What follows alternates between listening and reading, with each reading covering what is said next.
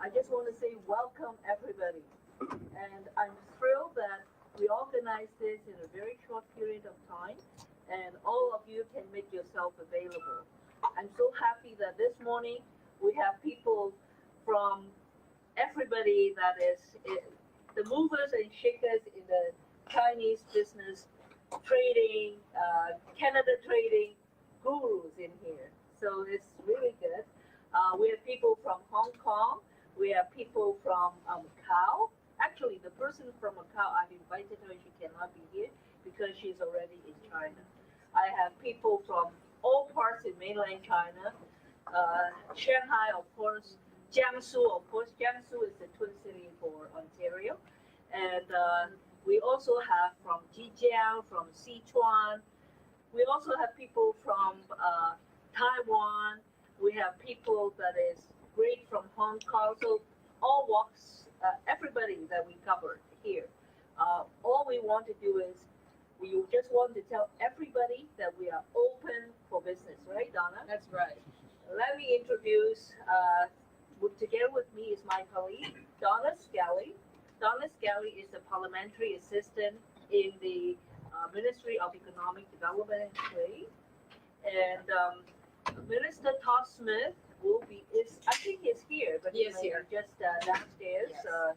Get caught up by talking to somebody. But I will let Minister Todd Smith to bring the opening message later on. And all I have to say is welcome everybody. And today I'm so proud to have this event right at Haiba. And people ask me, why do I choose Haiba? Haiba is the star in Richmond Hill. In fact, just yesterday, they have received an award from the town of Richmond Hill.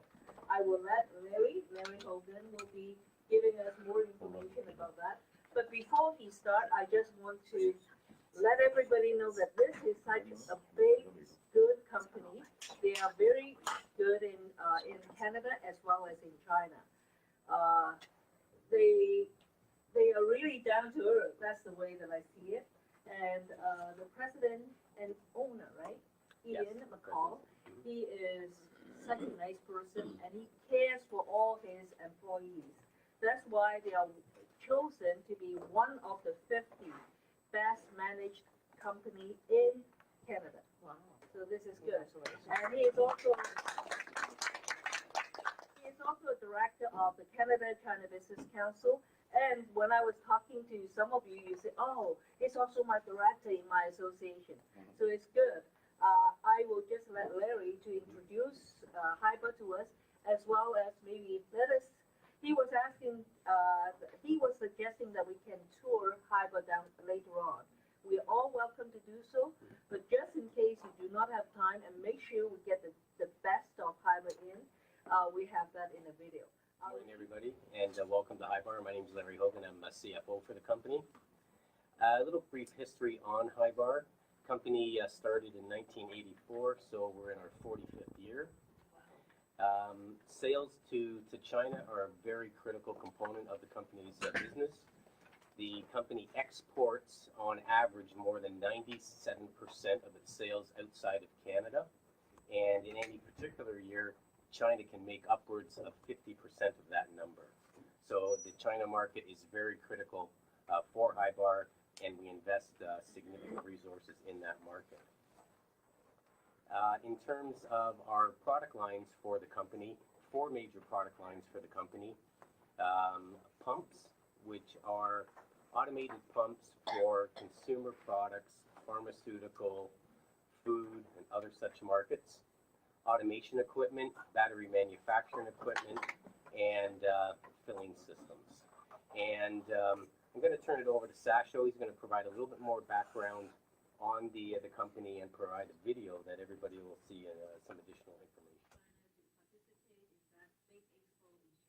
Well, we had a digital version. I know. He really was one of the 50 best managed companies in Canada.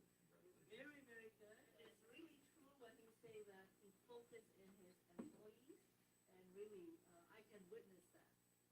And GM, and they say they are doing a lot of job creation. They were increasing, like right now they're hiring 300. They have 300 hired. They still have 700 vacancies. They're hiring people all the time. Job creation is really what our premier is working on, and we're so happy to have all the media with us as well. I am so sorry I was not able to call them any sooner. I even have Sing Tao Ming, Pao Fairchild, as well as Omni. Everybody is here, and I'm really, really thrilled. I'd like to pass the mic on to you. This invisible mic, because we have all the people closely here. Thanks, Daisy, and thanks for the great work you're doing in Richmond Hill since your election victory on June 7th. Daisy, I say Daisy Way because it sounds like a nice place to live, right? Who wouldn't want to live on Daisy Way? But it's actually Daisy Y, right? So Daisy's doing an outstanding job in our caucus. She's a very strong, vocal person advocating for her community and her province. So we really appreciate the fact that Daisy is in there. Actually, interestingly enough, and I don't know how much, Daisy, you've had a chance to talk with your seatmate about this, but Daryl Cramp, who's a former member of Parliament, was the chair of the China-Canada Committee on Parliament Hill for a number of years. So certainly there's a lot of connections that already exist between Ontario and China and the potential that we have. I want to thank Donna too, Donna Skelly, one of my new parliamentary assistants, for the work that she's been doing on this file over the last 4 months. She's been very, very busy holding these types of roundtables, and it's really important for us as a new government here in Ontario to hear from you, because you're the ones that have your feet on the ground, and you're the ones that are dealing with the various barriers that currently exist in Ontario, and those are the barriers that we want to knock down so that we can grow business and grow jobs in Ontario and make sure that the flow of import, export from China to Ontario in particular is able to flow with ease, and that we can all benefit from that. And certainly we want Ontario to benefit from that. So as you probably know, I've been in this file for about 3 days now, and just getting up to speed. There's a lot to digest. There's a lot of interesting things, though, that we as a new government have already started to do in Ontario to make Ontario open for business. And the one thing I will say about Premier Ford and our team is that we don't dilly-dally. We don't sit around and twiddle our thumbs in a corner waiting for things to happen. We're actually going out and trying to make things happen. So we've hit the ground running at full speed and have started to make Ontario open for business. I hope that as the roundtable continues, we'll start to hear some of those stories about how legislation that we've already started to put in place, such as eliminating the cap and trade here in Ontario, and starting to tackle that elephant in the room, which is the high cost of electricity and how we can bring electricity prices down to be more competitive again, how we can deal with red tape in your industries that you're involved with, your businesses, so that we can ensure we can get your products to market as quickly as possible and ensure that you're as competitive as you possibly can be, because if you are as competitive as you can be, that means you're going to grow, you're going to create jobs here in Ontario, and that's what the Ministry of Economic Development, Job Creation and Trade is all about, is growing those opportunities here in Ontario and growing those opportunities for the companies here in Ontario around the world. So Donna has heard a lot of these stories at roundtables right across Ontario over the last 4 months, and we're really interested to hear what you have to say. We're really interested as well, and I'm sure Donna will bring up the question as we begin this morning. You know, what does the new USMCA mean for companies here in dealing with the United States and Mexico, our longtime trading partners and friends? What does that deal mean to you? I know there are certain implications that are a bit scary for us when it comes to giving up our sovereignty in dealing with China, for instance, when it comes to auto manufacturing, and then there are some concerns that we have there. So we would love to hear your thoughts on that. But thank you for the investment that you've made here in Ontario, particularly in the Richmond Hill area in York Region, and ensuring that we have a really, really great opportunity here to grow. We want to help you. We want to partner with you. I know HIBAR is already partnered with my ministry on a number of different projects, and we look forward to continuing on with those relationships and ensuring that HIBAR is a success story, which it already is here in Ontario, and that success continues. So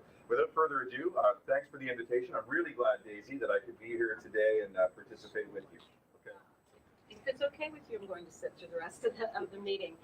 My name is Donna Skelly, and I am the parliamentary assistant, and I've been to the new minister. And thank you, Minister, for being here, and Daisy for hosting this event. This is an important part Thank you, HIBAR. and thank you, HIBAR, exactly, for doing this morning, for hosting this event. We have been holding meetings such as this across Ontario, and our intent is to hear from stakeholders on how we can grow this economy and how we can make you as successful as possible. And some of the areas that we've been talking about, the minister has already addressed, high hydro rates and red tape. It's so important to our premier that he has actually designated his own deputy minister in charge of red tape. And you will be hearing more from our government about how we are going to be eliminating pieces of red tape that really are unnecessary and are simply a barrier in making this province the economic engine that we want it to be, once again, the economic engine of this country. Things that I would like you to address as we move through the morning session. Your response on Bill 47 and the repealing of Bill 148, how is that impacting your businesses? And what are you hearing from your business communities, whether it's something that they appreciate or something that they are struggling with? And of course, what we can do to better improve relations and strengthen the economic ties with China. So I'd like to begin by asking each and every one of you, perhaps if we could go around the table, just to introduce yourself and tell us a little bit about your business. Sorry, we did not have the microphone, so if you don't mind, just one of us will speak up a little bit. I'm Kevin Olian. I'm president of ACCE, the Association of Chinese Canadian Entrepreneurs. We're a national Chinese Canadian group made up of mostly SMEs, business owners. Actually, HIBAR is one of our members and recent award winners. Our members actually is based in a broad base of industries, from manufacturing to service to retail. So our members we have over 2,000 business members, with majority being on Ontario, some in BC, and others are also in Canada. So thank you.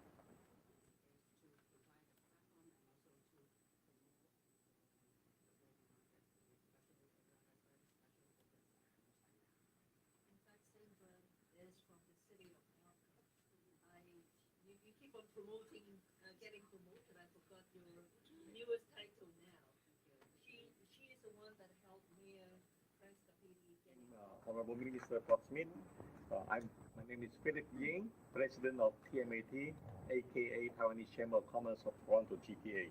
TMAT is a non-profit organization founded in 1995 and being always dedicated to the vision of facilitating our membership interaction with other Chamber of Commerce and other community associations.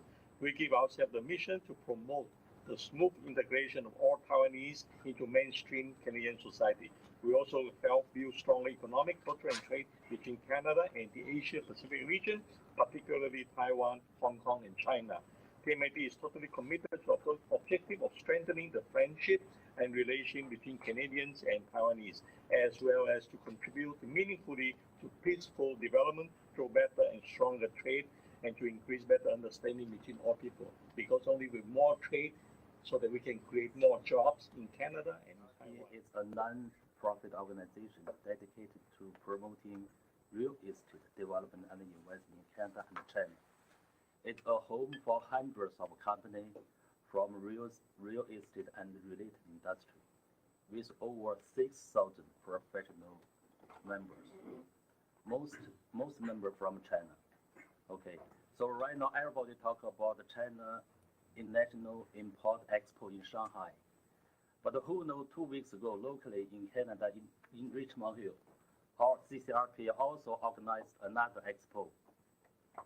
Who knows? Okay. We called Canada-China Real Estate and Home Expo. Within 3 days, we attract over 3,000 real estate professionals and 25 homeowners to visit our expo. 25,000 homeowners. Okay, very, very successful event. So, from our real estate perspective, the biggest concern is the 15% we called foreign buyer tax put 2 years ago by previous government. We called non-residence speculation tax. So I hope our new government can review and rethink about it, because our Ontario it's open for business. So the money we need to attract and utilize more funds from outside Ontario and Canada, not only from China and also from US, Europe. So I hope our honorable Minister talk, review and rethink about this policy. And we can also work with you. We can collect more information from our perspective, our industry, to rethink about this policy. 15% foreign buyer tax really blocking our real estate industry and our economy. Okay. From IBAR's perspective, and